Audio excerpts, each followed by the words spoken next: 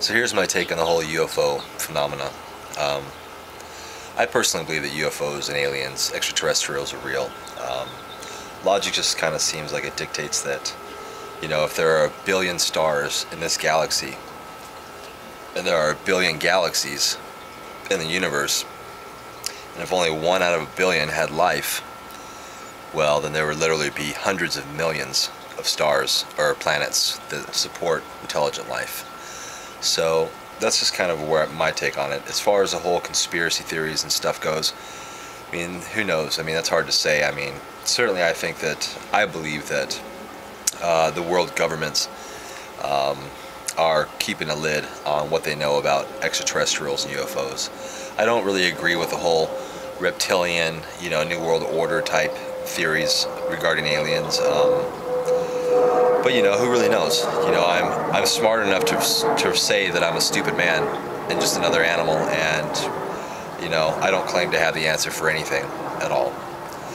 And the smartest people in the world, I think, are those that claim to not know anything at all. Anyway, you know, as far as aliens go, I mean, it's interesting. Like if you watch the Disclosure Project, that's on YouTube.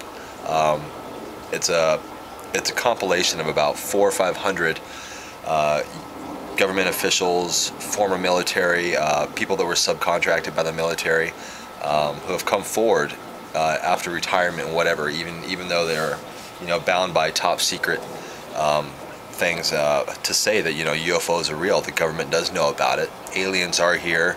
We do know, you know, a lot more than what we claim.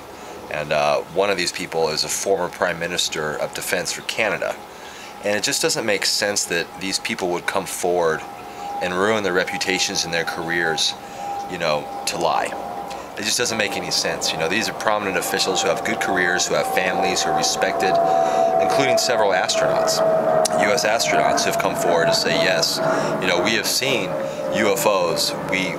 NASA knows about UFOs and whatnot. I mean, that just doesn't make any sense. I mean, you can't really get more respected, you know, than being an astronaut for the United States government, you know, whatever. I mean, it just doesn't really get better than that, you know, and there would be no reason for them to come forward and lie if it wasn't true, because it would ruin their career and their reputation.